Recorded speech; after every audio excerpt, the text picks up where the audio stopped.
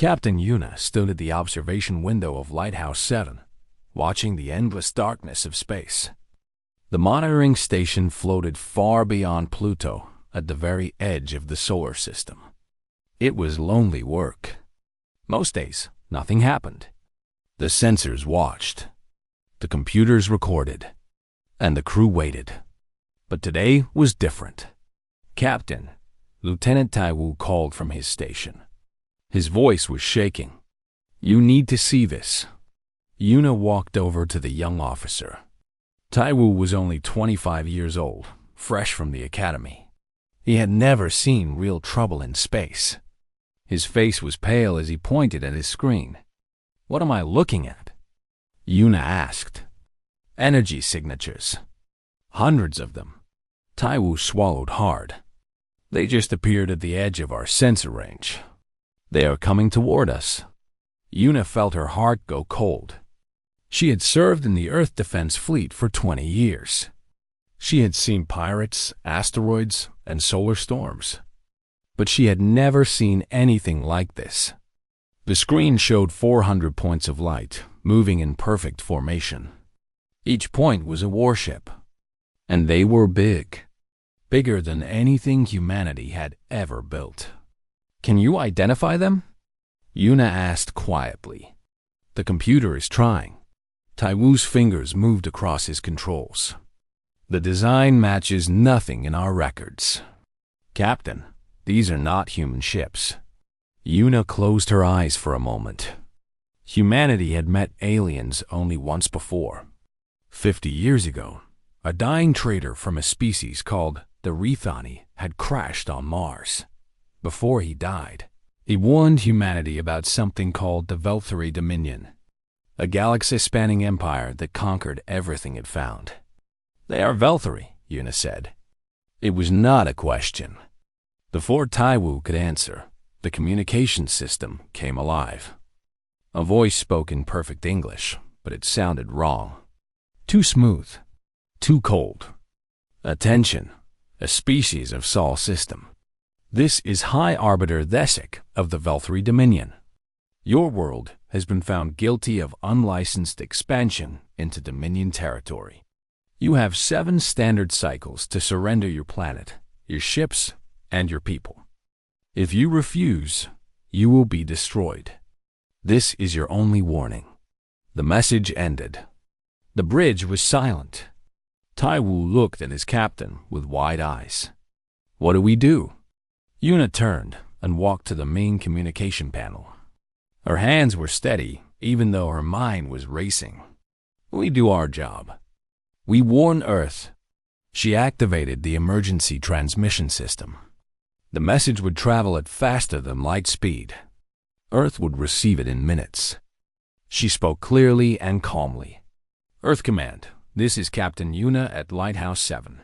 We have detected a hostile alien fleet entering our system.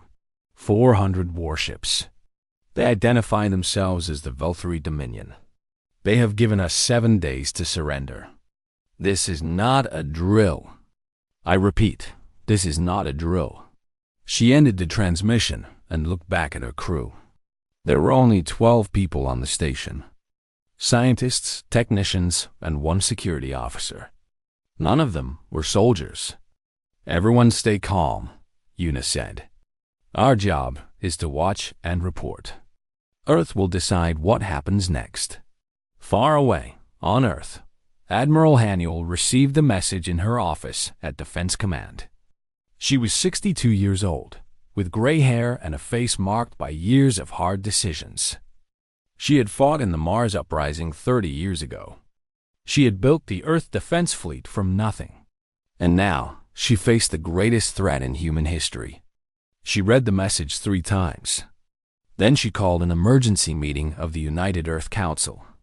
2 hours later, she stood before the council. The room was full of presidents, ministers, and generals from every nation on Earth. They all looked afraid. 400 warships, Haniel said. Our entire fleet has 89 ships.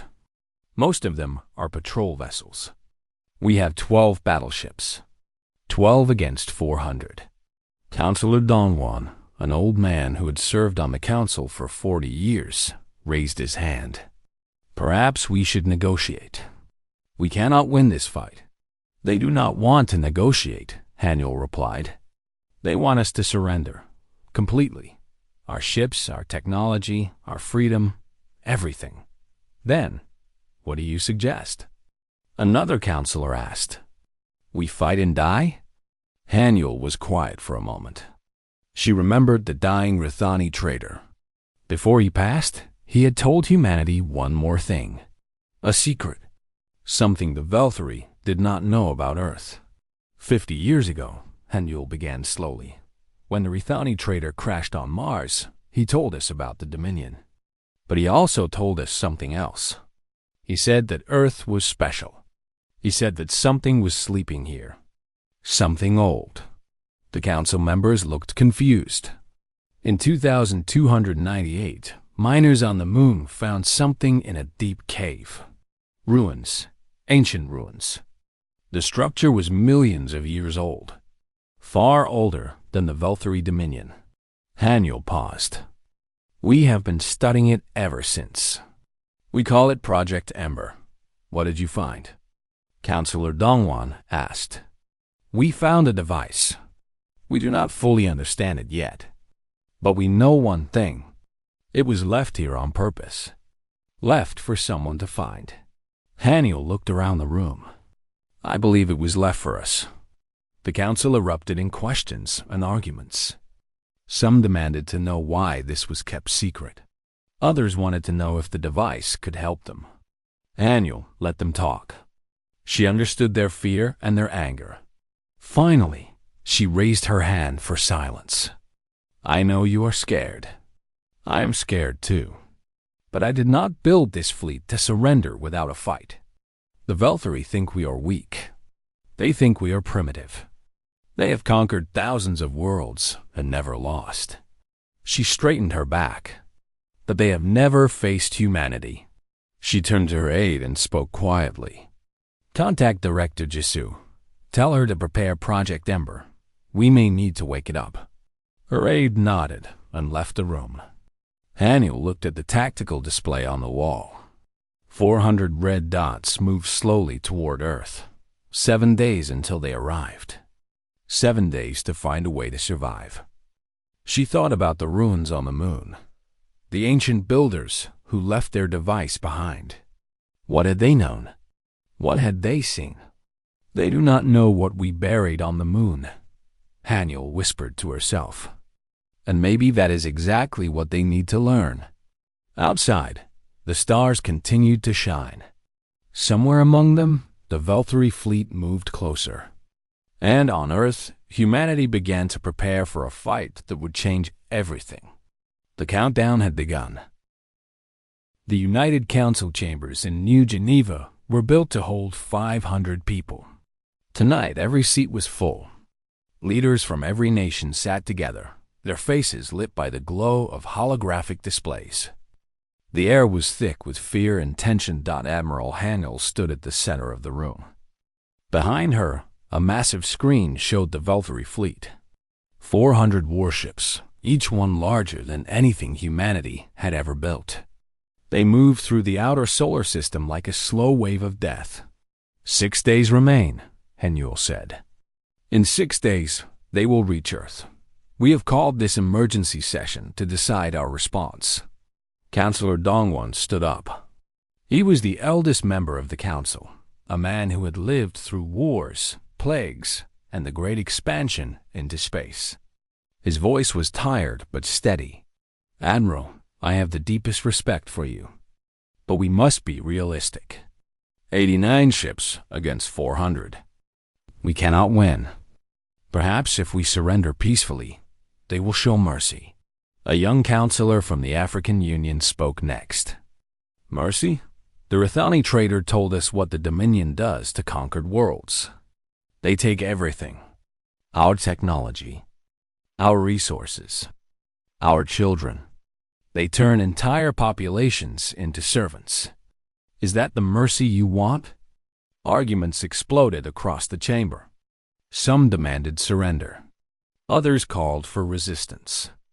A few suggested running, taking as many ships as possible and fleeing to another star system. Haniel let them argue. She understood their fear, but she also knew something they did not. "Enough," she said finally. Her voice was calm but firm. The chamber fell silent.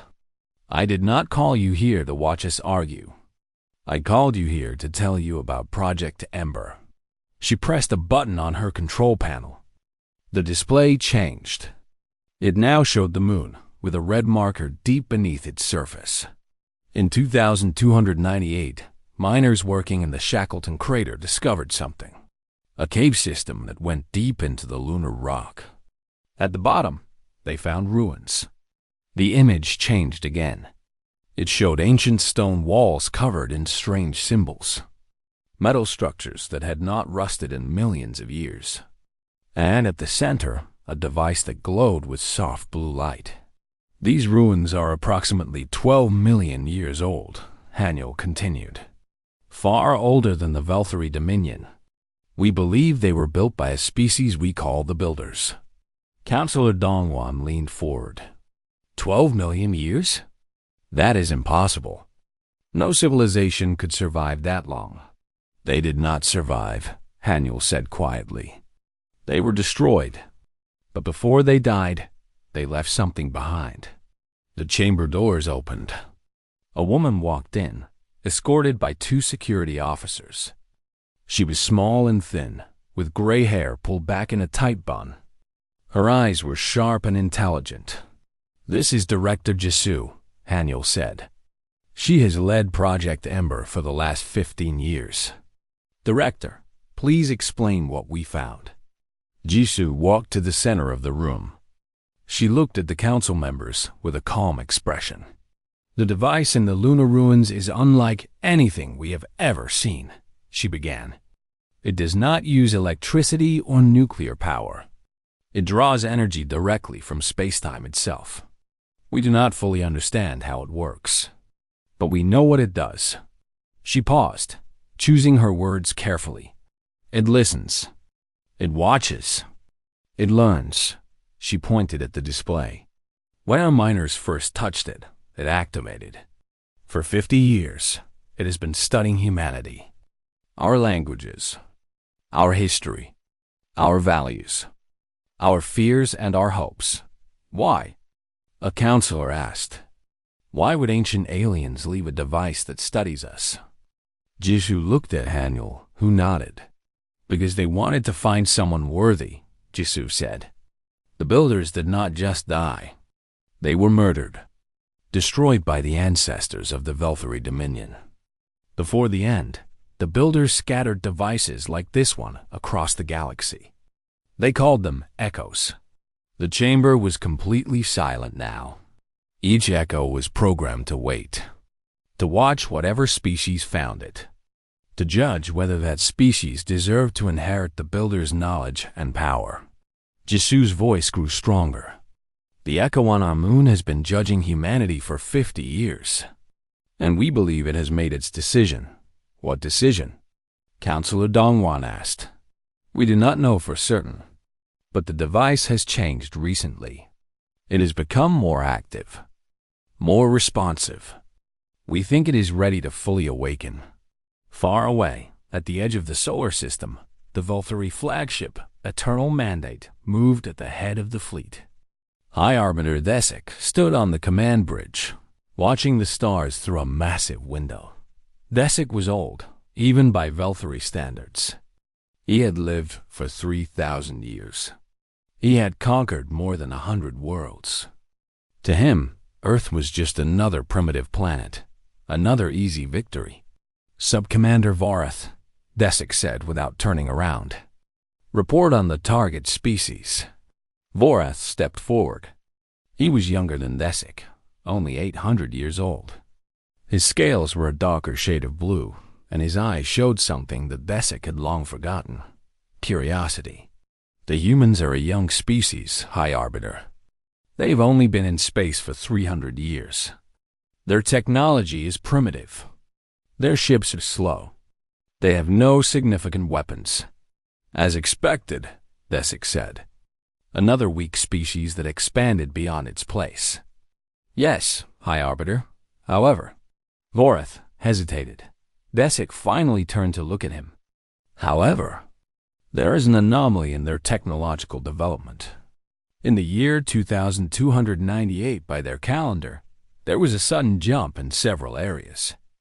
Energy systems, computing power, material science. The improvement was faster than normal evolution would allow. Desic waved his hand dismissively. They probably found wreckage from another species. Scavengers often steal technology they cannot understand. It does not matter. They are still primitive. Of course, High Arbiter. Voreth bowed his head. The doubt remained in his eyes. Back on Earth, the council session continued into the night. Arguments went back and forth. Some counselors wanted more information about Project Ember. Others demanded to know why it had been kept secret for so long. Finally, Admiral Haniel called for silence one last time. I understand your concerns. I understand your fear. But we do not have time for long debates. The Valkyrie will be here in 6 days. We must decide now. She looked around the room, meeting the eyes of every counselor. Director Jisoo believes the Echo device can help us, but activating it fully is a risk. We do not know exactly what will happen. It might save us. It might destroy us. We simply do not know. And if we do not activate it, Dongwon asked, then we fight with what we have. 89 ships against 400. We will lose. Earth will fall. Humanity will become slaves of the Dominion. The room was silent for a long moment. Then Admiral Haniel spoke again, her voice steady and strong. I say we take the risk. I say we trust that the builders left this device for a reason. I say we show the Valkyrie that humanity does not surrender. One by one, the counselors began to nod. Even Dongwon, who had argued for peace, finally agreed. Then it is decided, Haniel said. We will awaken the Echo. Director Jisoo opened a sealed file on her tablet. She looked at the ancient symbols, the equations that made no sense by human science, the instructions left by beings who died 12 million years ago. The builders left this for someone, she said quietly. I think they left it for us. The countdown continued. 6 days until the fleet arrived. 6 days to wake something that had slept for millions of years. And somewhere deep in the moon, a blue light began to pulse a little brighter. The stealth shuttle flew low over the lunar surface, kicking up ancient dust that had not moved in millions of years. Admiral Haniel sat in the passenger cabin, watching the gray landscape pass beneath them. Director Jisoo sat beside her, reviewing data on a tablet. How much further? Haniel asked. 5 minutes. Luna Base Omega is built directly above the ruins. Jisoo looked up from her tablet.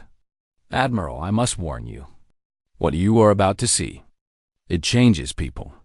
It changed me. Haniel nodded, but said nothing. She had seen many things in her life. War, death, the emptiness of space. She did not think ancient ruins could shake her. She was wrong. Luna Base Omega was hidden beneath 50 meters of rock and metal. From the surface, there was no sign it existed. The shuttle landed in an underground hangar, and Haniel stepped out into air that smelled recycled and old. A young Marine named Kyung-soo met them at the entrance. He was tall and strong, with the careful eyes of someone who had seen guard duty in strange places. Admiral, Director, welcome to Omega Base. He saluted sharply. Dr. Minha is waiting for you in the main chamber. They walked through narrow corridors lit by pale white lights. Security checkpoints slowed their progress. At each one, they had to submit to scans, blood tests, and identity verification. Whatever was down here, Earth took it very seriously. Finally, they reached a massive door made of something that was not quite metal. Kyung-soo pressed his hand against the panel, and the door slid open with a sound like distant thunder. Haniel stepped through and stopped breathing. The chamber was enormous. It had been carved out of the lunar rock millions of years before the first human walked on Earth. The walls were covered in symbols that seemed to move when she looked at them. Strange structures rose from the floor, made of materials that reflected light in impossible ways. And at the center, floating 3 meters above the ground, was the device. It was a sphere, roughly 2 meters across. Its surface was covered in lines of blue light that pulsed slowly, like a heartbeat. The air around it felt heavy, charged with energy that made Haniel's hair stand up. Beautiful, is it not? Haniel turned. A woman in a white coat walked toward them. She was middle-aged, with tired eyes and hands that shook slightly. Dr. Minna had spent 20 years studying this device. It showed in every line of her face. Dr. Minna, Jisoo said, the Admiral needs to understand what we are dealing with. Minha nodded and led them closer to the sphere. The builders created this device approximately 12 million years ago. We call it the Echo. It is, essentially, a recorder, but also much more. What does it record? Haniel asked. Everything. Minha pointed at the symbols on the walls. These are their history, their science, their art, their memories. The builders knew they were going to die, so they preserved everything they were in devices like this one. They scattered them across the galaxy, hiding them on young worlds. Why young worlds? Because they wanted them to be found by new species. Species that had not yet attracted the attention of the Dominion. Minha's voice grew sad. The Voltheri ancestors destroyed the builders. Wiped them out completely. But the builders had a plan. They knew that someday another species might rise that could challenge the Dominion. They wanted to give that species a chance. Haniel stared at the glowing sphere. And you think that species is us? The Echo has been studying humanity for 50 years. Our history, our wars, our art, our science, our cruelty, and our kindness. Minha walked around the device slowly.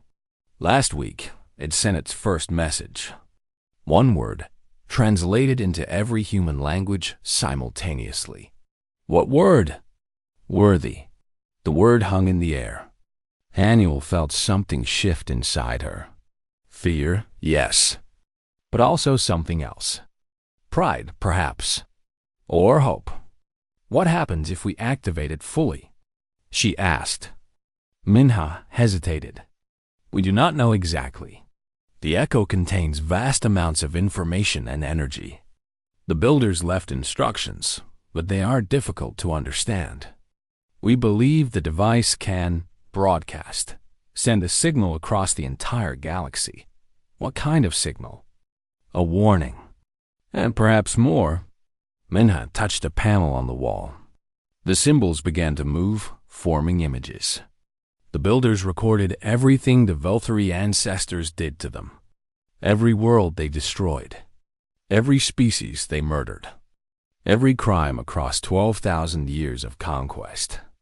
The Echo can share those memories with the entire galaxy. Jisoo stepped forward. But that is not all. The device also contains something like a weapon. We do not fully understand it, but we believe it can disable Voltheri technology. Can it destroy their ships? Haniel asked.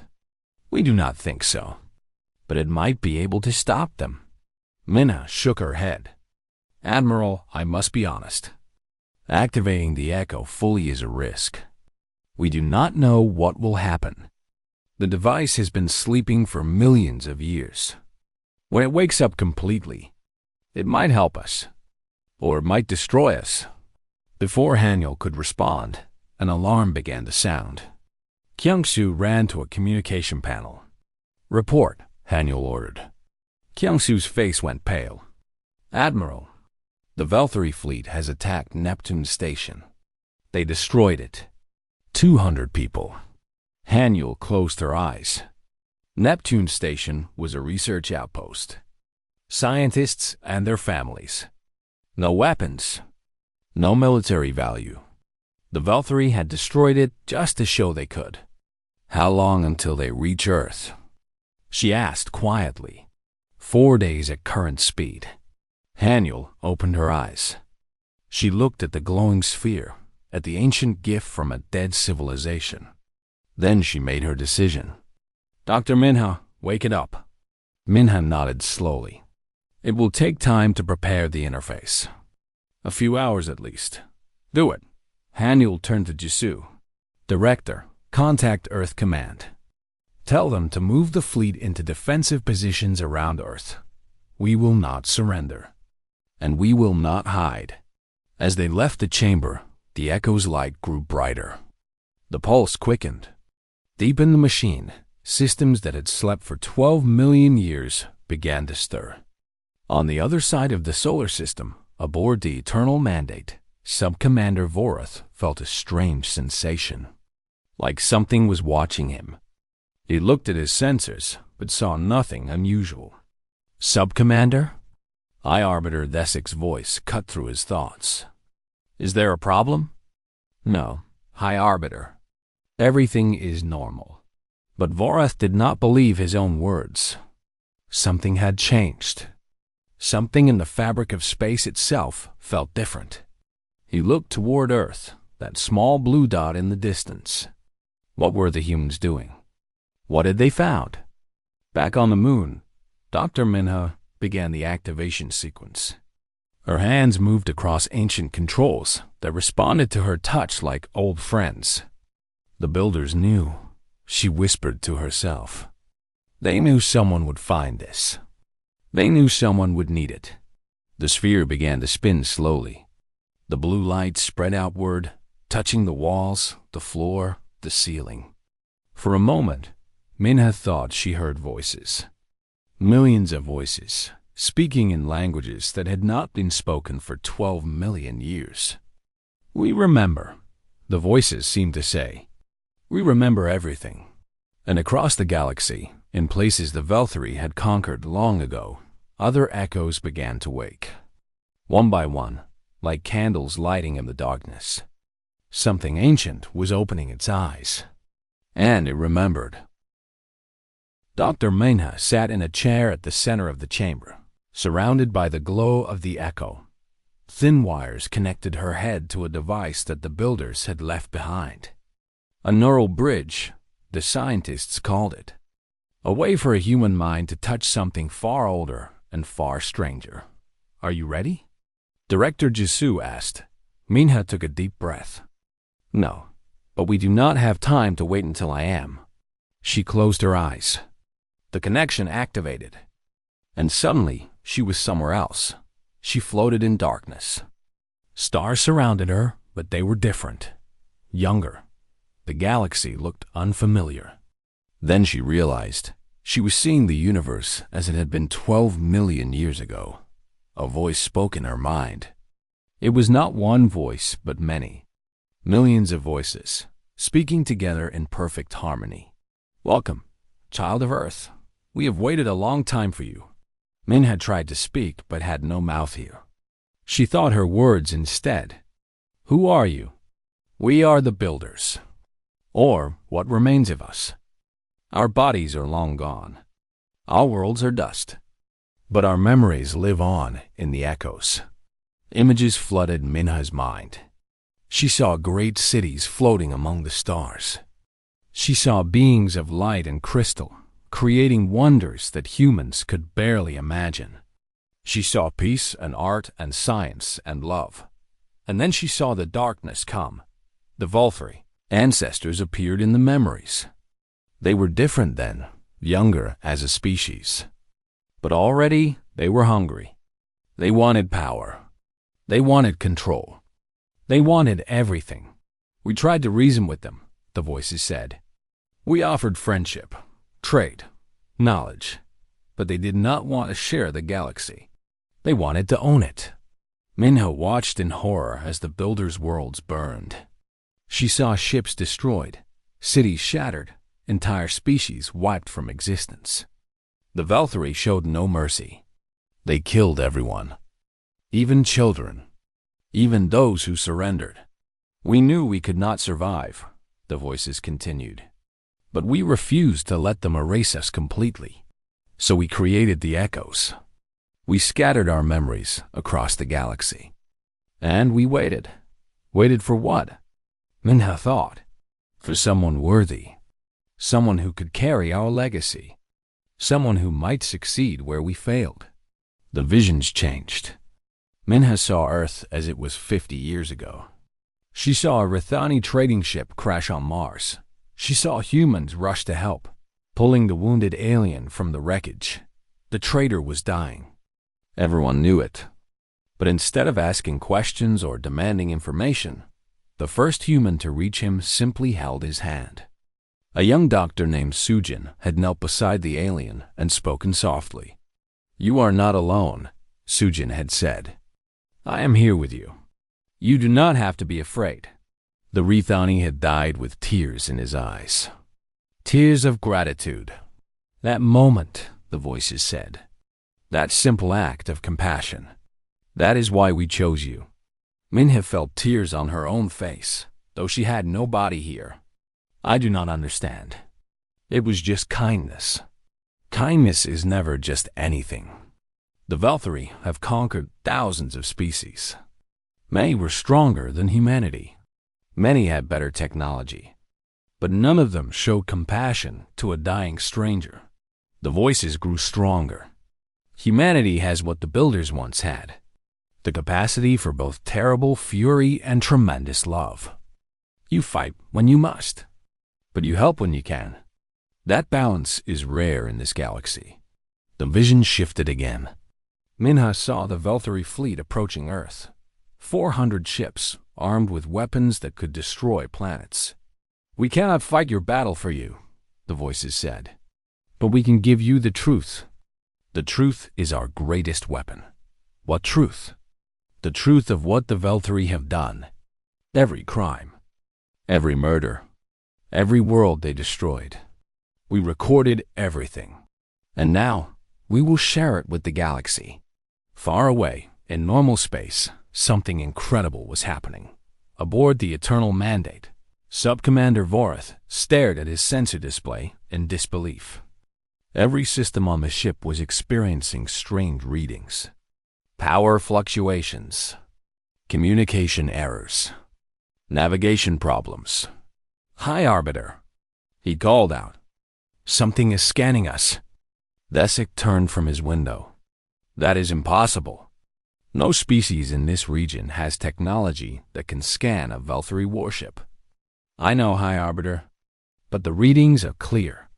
Something is inside our systems, looking at our records, our history, our communications."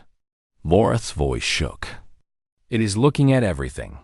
Thesic walked to the sensor console. "Oi." He saw the readings. He saw the impossible data. And for the first time in 3,000 years, he felt something he had almost forgotten. Fear. "Shut it down," he ordered. "Cut power to all external systems. Block whatever is doing this." "I am trying, High Arbiter. It is not working. Whatever this is, it is older than our firewalls, older than our encryption. Our systems do not recognize it as a threat." Across all 400 Velthari ships, the same thing was happening. The Echo was not attacking. It was reading, learning, recording. And then it began to broadcast. On every frequency, in every language known to the galaxy, the truth began to spread. Images of Velthari atrocities played across communication networks from one end of the Dominion to the other. Worlds burning, species dying, children screaming, 12,000 years of crimes, broadcast to the entire galaxy. On 100 conquered worlds, slaves looked up at their screens and saw what their masters had done. Saw the truth that had been hidden for centuries. On SciFiPrime, the survivors of a nearly destroyed species watched recordings of their ancestors being murdered. They watched Velthari soldiers laughing as they burned cities. The broadcast continued for hours. Every crime, every lie, every broken promise.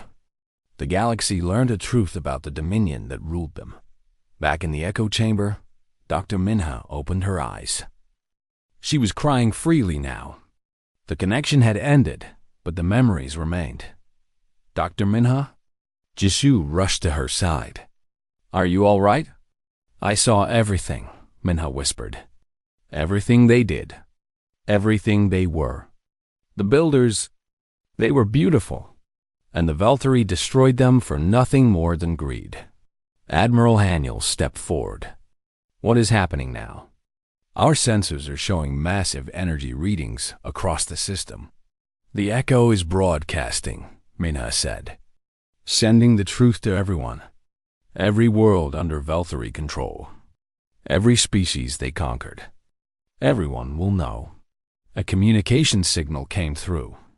It was Captain Yuna from Lighthouse 7. Admiral, something is happening to the Velthari fleet. Their ships they are having problems. Power failures. System errors. They have stopped advancing. Haniel looked at the displays showing the enemy fleet. The 400 ships were in disarray. Some were drifting. Others were turning in circles. The echo is not just broadcasting, Minha explained. It is also disrupting their systems. The builders built their technology to counter Velthari designs. The echo knows exactly how to interfere with their ships. Can it destroy them? Haniel asked. No, the builders were not warriors. They did not build weapons of destruction, but they built weapons of truth. Minha stood up slowly. The Velthari fleet cannot be controlled right now. Their weapons will not fire. Their engines will not respond properly. They are helpless. Haniel smiled grimly. Then we have our chance. But Minha shook her head. Admiral, the echo showed me something else. A message for you. She touched Haniel's hand. It said, tell them what happens now. Haniel understood. The galaxy was watching. Every species that had suffered under the Dominion was waiting to see what Earth would do. This was the moment that would define humanity forever. Open a channel, Haniel ordered. All frequencies. I want the entire galaxy to hear this.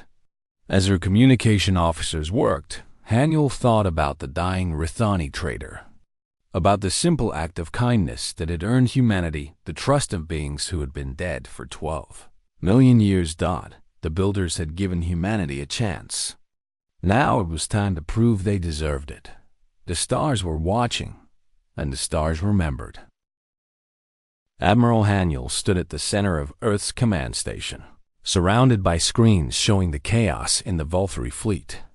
400 warships drifted in confusion, their systems disrupted by power older than their civilization.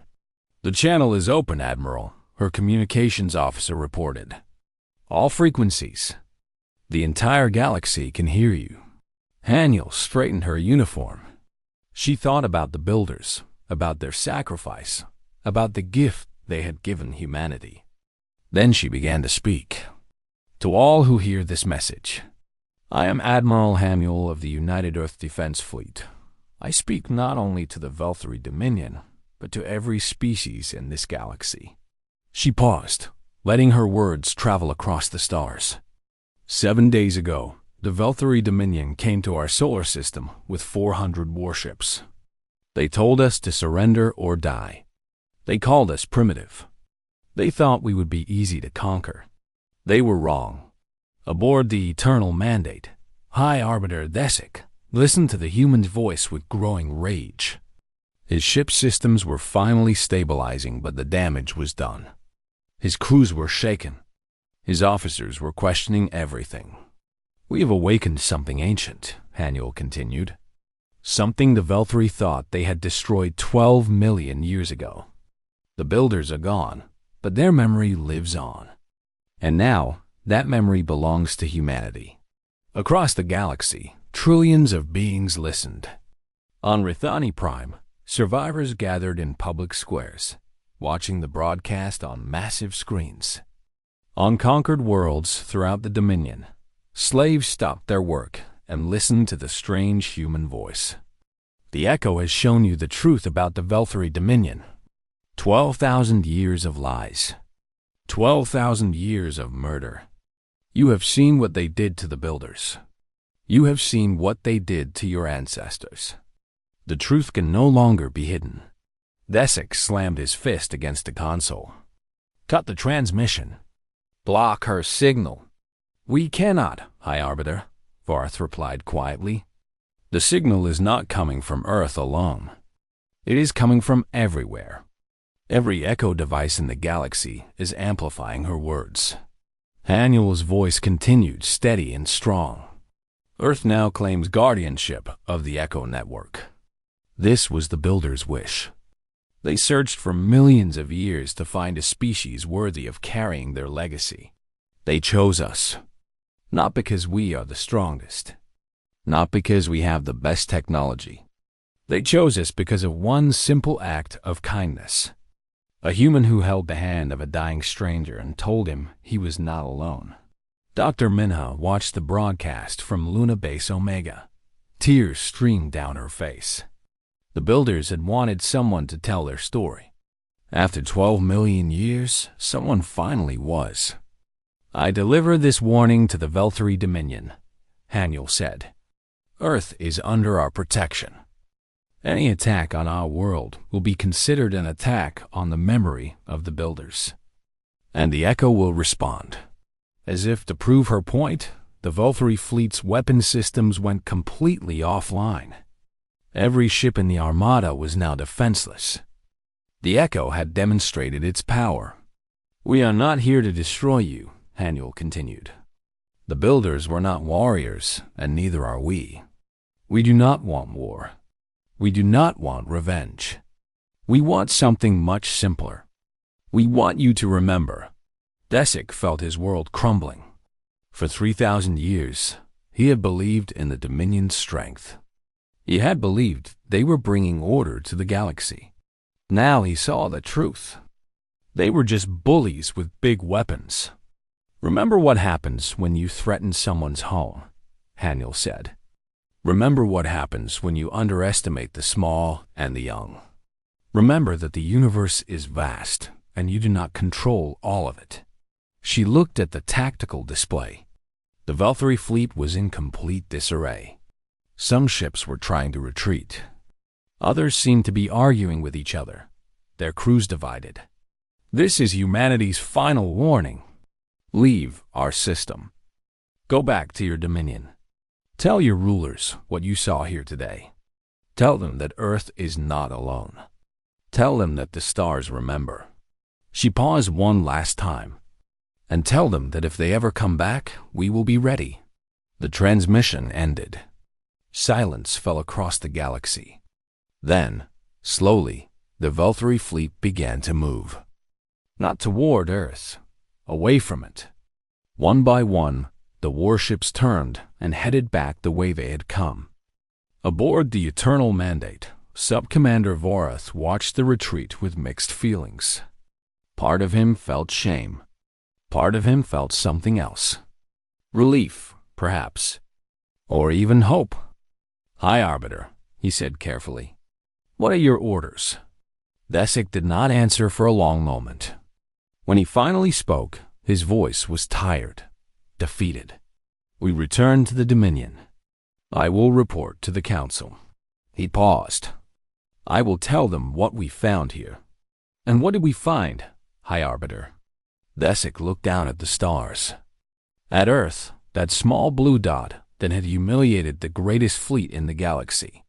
We found something we cannot conquer, he said quietly. We found something that remembers. 1 year later, Admiral Haniel stood in the United Council chambers once again. But this time, she was not preparing for war. She was welcoming visitors. The Rithani delegation entered slowly. There were 5 of them, their scales shimmering in the light. They wore simple robes and carried no weapons. At their head walked an elderly female, the ambassador from HFY. The chamber was full of reporters and dignitaries. Everyone wanted to see this moment. The first official contact between Earth and another free species. The ambassador stopped before the council. She looked at Haniel with eyes that held both sadness and hope. 1 year ago, we heard your warning, the ambassador said. The whole galaxy heard it. For the first time in 3,000 years, my people felt hope. We felt like we were not alone.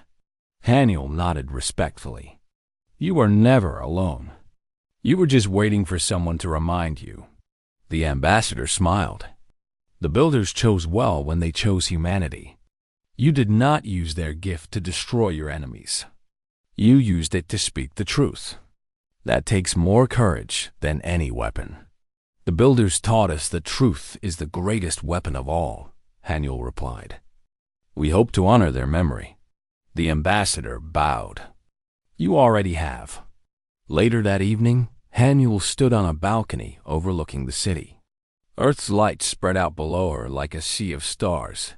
Dr. Minha joined her, holding 2 cups of tea. You did it, Minha said, handing her a cup. You actually did it. You scared off the most powerful empire in the galaxy without firing a single shot. Haniel sipped her tea. I did not do anything. The builders did the hard part. They waited 12 million years for someone to find their gift. All I did was use it. The echo is dormant again, Minha said. It gave us what we needed, but it will not last forever. Someday, we will have to stand on our own. I know. Haniel looked up at the stars. But we have time now. Time to grow. Time to build. Time to become what the builders believe we could be. And what is that? Haniel smiled. Worthy. Far above Earth, Lighthouse 7 continued its endless watch. Captain Yuna sat at her station, monitoring the edge of the solar system. The Velthari were gone, but she knew they would never stop watching completely. That was fine. Humanity would be watching too. Lieutenant Taiwu walked over with a report. Captain, we are receiving signals from across the galaxy. Other species want to talk to us. They want to know if the stories are true. They want to know if Earth is really protected by ancient technology. Yuna smiled. Tell them the truth. Tell them that Earth is protected by something much older than technology. Tell them we are protected by memory, by truth, by the courage to stand up for what is right. She looked out at the stars. Somewhere out there, the builder's legacy lived on in devices scattered across 1,000 worlds. Humanity was their heir now, their voice, their memory. The galaxy is changing, Yuna said quietly, and we are part of that change. Above Earth, the stars continued to shine. They had witnessed the rise and fall of countless civilizations. They had watched the builders create wonders and then die fighting for their beliefs. They had watched the Velthari conquer and destroy for 12,000 years. And now, they watched a small blue planet take its first steps onto a larger stage. The warning had been delivered. The truth had been spoken. And the stars remembered.